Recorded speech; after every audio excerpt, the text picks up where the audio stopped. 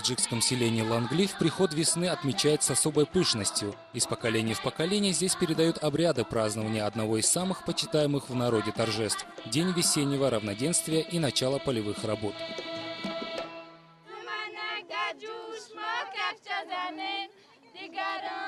Первым о празднике возвещает ритуальный проезд королевы Навруза по улицам селения. Королеву сопровождает одетая в лучшие наряды свита придворных. Дети распевают песни о весне. Королева приглашает всех на праздник. Процессия должна объехать все дворы. На Навруз никто не должен остаться в одиночестве.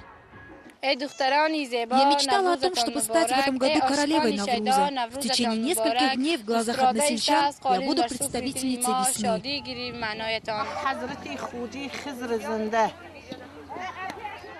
Рецепт приготовления этого ритуального блюда тетушке Чехрахонум передала ее мама, а ей, в свою очередь, ее мама. Ингредиенты остаются неизменными в течение многих веков – масло, пшеница и вода.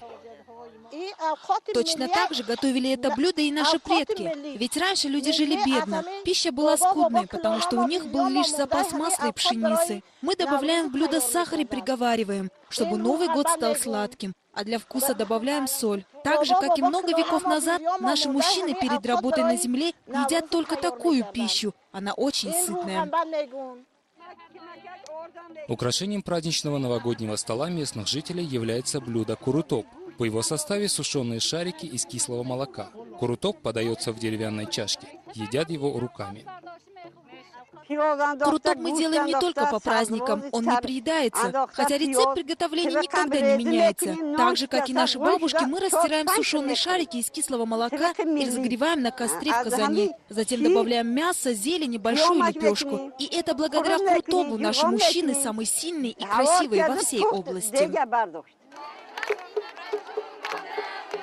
Жители этого селения бережно хранят традиции, которые уже забываются городскими жителями. В эти дни женщины старшего поколения села Ланглиф вспоминают старинные песни, которые пели еще их бабушки. Девушки надевают на праздник расшитые яркими узорами национальные платья. У каждого наряда свой неповторимый узор. Такие платья называются чакан. Свои платья чакан к празднику Навруз наши девушки вышивают в течение всего года. Обязательное условие – мастерица сама должна выбрать узор и цвет ниток. Это очень важно, потому что на этом празднике происходят и смотрины невесты. Женихи и будущие свекрови смотрят на наряд девушки и делают свой выбор. Мы стараемся соблюдать все традиции и передать их следующему поколению, нашим детям.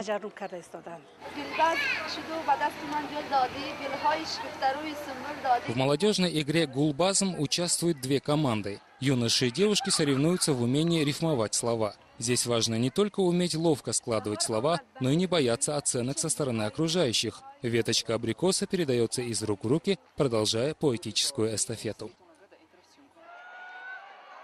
Пока молодые упражняются в умении сочинять стихи, мужчины мерятся силами.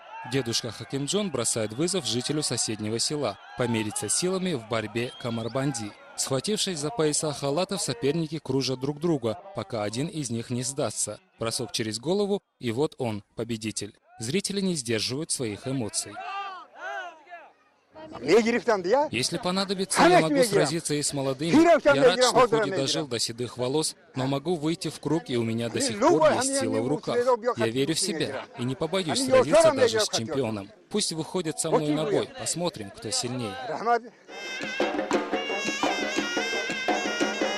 Стихи, песни и турниры – все, что в честь весны и начала работ на земле. Весна несет с собой надежды на лучшее и призывает всех жить в мире и согласии, в гармонии с природой. Пройдя испытание временем, эта традиция отмечать приход весны сегодня не только сохраняется, но и развивается. И сегодня этот праздник стал символом дружбы, общности и взаимовлияния культур народов соседних стран.